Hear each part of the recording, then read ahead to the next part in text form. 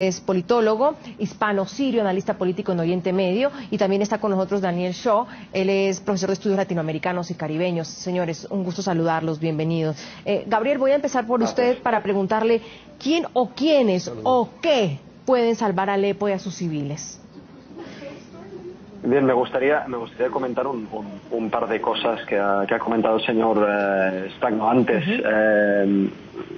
Primeramente, hay un elemento que él ha reflejado desde mi punto de vista muy bien en su intervención, que es el abuso de poder total que ha mantenido Bashar al-Assad en esta guerra civil, y especialmente en Alepo, porque Alepo es lo que a nosotros nos llega más de cerca como un ejemplo de destrucción y de crisis total.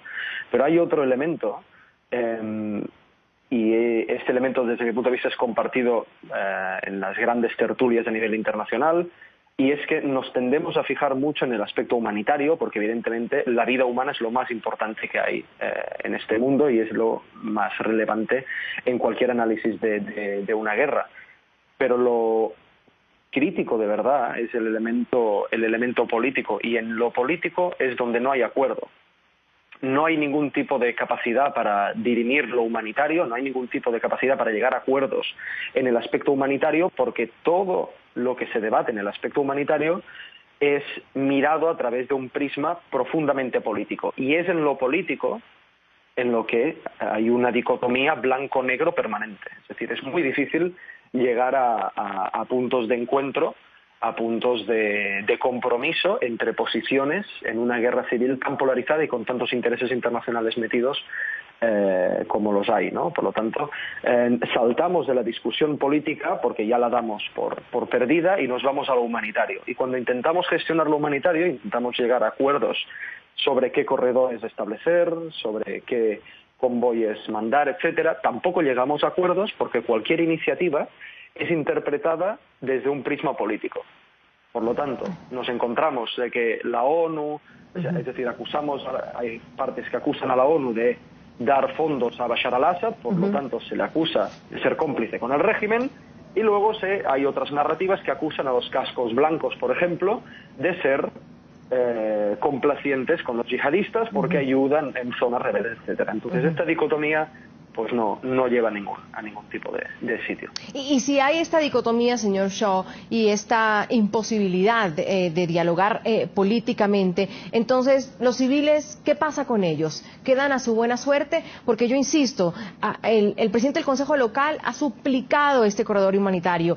Ayer, entiendo, España, Egipto y Nueva Zelanda hicieron un proyecto de resolución en el Consejo de Seguridad con el fin de que haya una tregua de 10 días para la ciudad de Alepo. Pero Rusia ya levantó el dedo y dijo que se atravesó diciendo que podría usar su derecho al voto, al veto, si llegaba a votarse. Entonces, si no hay un acuerdo político, entonces ¿qué hacemos? ¿Qué hacemos con el tema humanitario? ¿Qué hacemos con los civiles?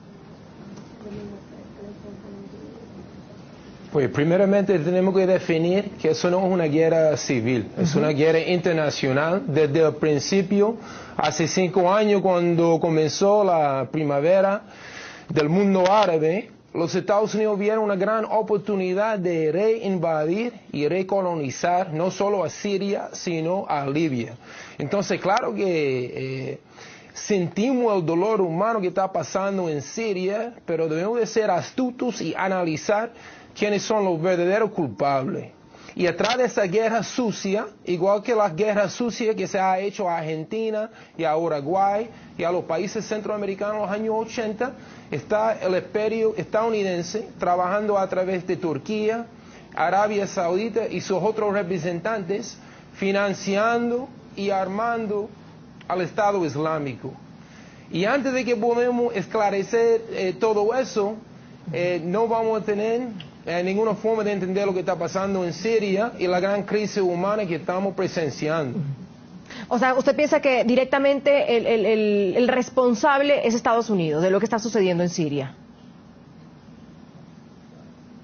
Señor Shaw. Ellos han jugado un gran papel. No son los únicos responsables, por supuesto. Pero ellos sabían que podrían utilizar al Estado Islámico para derrocar al Estado sirio, a Bashar al-Assad. Porque al-Assad nunca fue un títere. Entonces su problema con Assad no es que es una dictadura. En el Medio Oriente no falta dictadura. Está Arabia Saudita, está Kuwait, está Qatar. Pero en Siria vieron un mercado que todavía no habían dominado. Y ahí vieron una gran oportunidad de convertir la primavera del mundo árabe en otros ataques contra países soberanos. Vamos a una pausa, señores, porque nuestros televidentes también están opinando sobre el tema de hoy. Cuando preguntamos por qué el mundo no ha podido frenar la crisis en Alepo y que han respondido bajo el hashtag #ZoomAlepo. Kokeshi nos dice, porque al mundo no le importa. Ernesto Rodríguez también señala en nuestro Twitter por la cantidad de dinero que reciben por parte de la venta de armas. Y Dragón también en nuestro Twitter en @NTN24Zoom comenta porque dos potencias mundiales, Rusia y Estados Unidos, no están comprometidas con la paz, sino con la guerra. Ya volvemos. Otro más de Numa Frías. Ya a esta época es casi imposible frenar esa crisis, mucho odio e intereses por los dos bandos.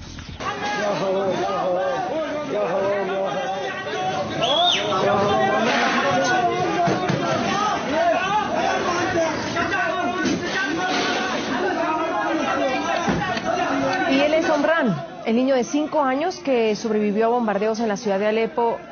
Recordamos esta foto, este video del 18 de agosto.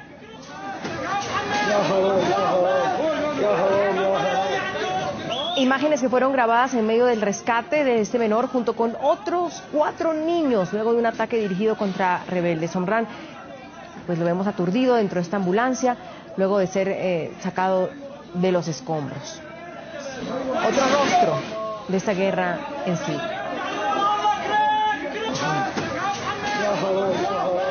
Señor Shah, si no hay un diálogo o como dice el señor Garrum, unos mínimos entendimientos, pregunto si existe realmente una posibilidad de salida dialogada a esta guerra, a esta crisis. ¿El diálogo es algo que se contempla después de todo lo que hemos visto? ¿Dialogar con quién? Con fuerzas de terrorismo, con el Estado Islámico. Tenemos que exigir aquí, desde los Estados Unidos, primeramente, que se corte toda la ayuda, todas las armas, todo el apoyo que se está mandando al Estado Islámico. Es una hipocresía por parte de los Estados Unidos que ellos fingen combatir el terrorismo en un lugar mientras que lo están financiando y patrocinando en otro. Tenemos que analizar Alepo como el Libia de hoy. Las guerras imperiales de hoy se esconden atrás de un camuflaje humanitario. Entonces tenemos que ser astutos y ver cuáles son los verdaderos intereses internacionales detrás de eso. Señor Garrum, ¿qué opina de eso? Que la ciudad de Alepo o Estado Islámico no tiene nada que ver.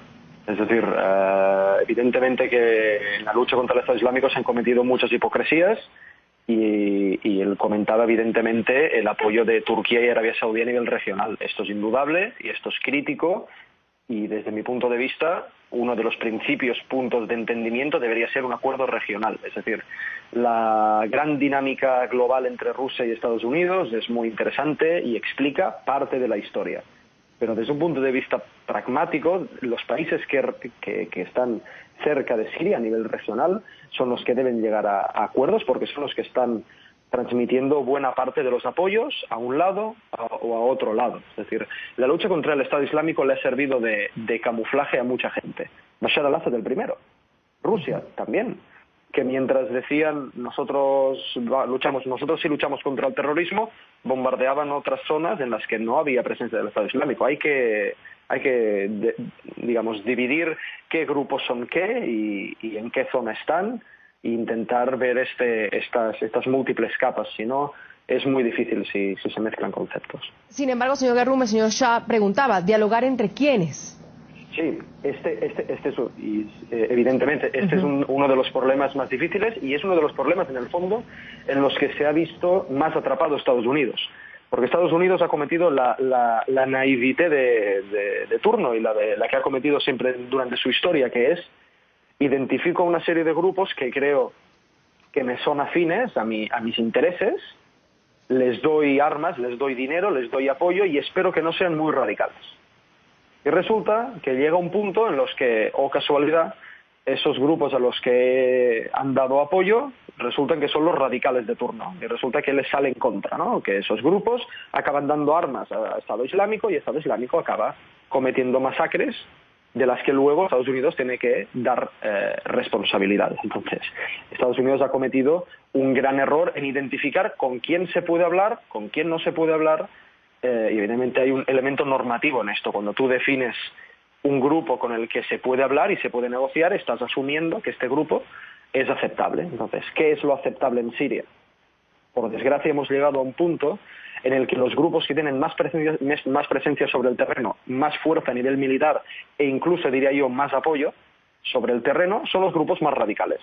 Porque a través de las dinámicas de la violencia ejercidas por el régimen y por otros actores, acaban saliendo y acaban, digamos, aflorando las opciones más radicales, las que tienen más fuerza, las que presentan ideas más simples, más directas y más cortantes, ¿no? Entonces, identificar con quién se puede hablar, evidentemente, sería un buen trabajo para un comité internacional cuando, repito, se lleguen a estos acuerdos de mínimos entre potencias regionales, potencias mundiales y el propio Estado de Siria. Bueno, pero vamos de nuevo a esos acuerdos, señor Shah.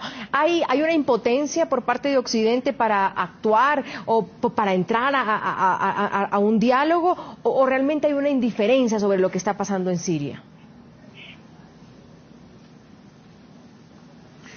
Es que las Naciones Unidas y los Estados Unidos no tienen el derecho de jugar ni el más mínimo rol de lo que está pasando en Siria. Podemos decir eso con confianza basado en las masacres que se han llevado a cabo en Irak, en Palestina, en Afganistán. O sea, ese conflicto en Siria se acaba en el momento que se saca todo el apoyo que se ha dado a esa fuerza de terrorismo. Entonces, los grupos antiguerras y los grupos antiimperialistas en los Estados Unidos estamos exigiendo que salgan los soldados y la inteligencia norteamericana de allá. ¿Y eso acabaría esa guerra? ¿Y qué pasa con Bashar al-Assad? ¿Y qué pasa con las fuerzas del régimen, señor Shah? Bashar al-Assad y la cuestión del futuro de Siria es un asunto del pueblo de Siria. Pero han pintado la imagen en la prensa internacional como que es un conflicto de Siria nada más, cuando no es la verdad.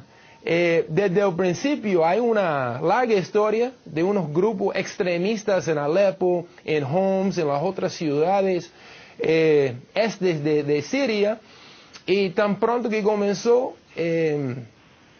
la primavera árabe, los servicios de inteligencia norteamericanos con sus aliados en Turquía, Arabia Saudita, etc., se aprovecharon la circunstancia para armar una guerra sucia contra Siria. Entonces, hasta las fuerzas de la izquierda de Siria y las fuerzas socialistas que son pequeñas en Siria y hasta las fuerzas llamadas moderadas están al lado del gobierno de Siria. No porque Bashar al-Assad es perfecto ni nada de eso.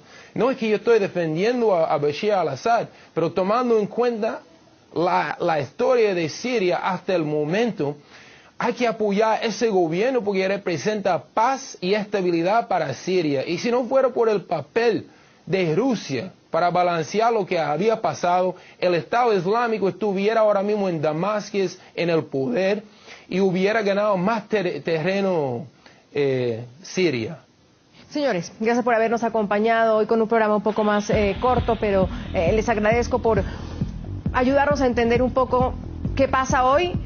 La solución la veo realmente muy lejana, sin querer no ser optimista, y también por poner en contexto la crisis humanitaria, sobre todo la de Alepo. Gracias a Gabriel Garrún por habernos acompañado y también a Daniel Shaw. Gracias, muy amable.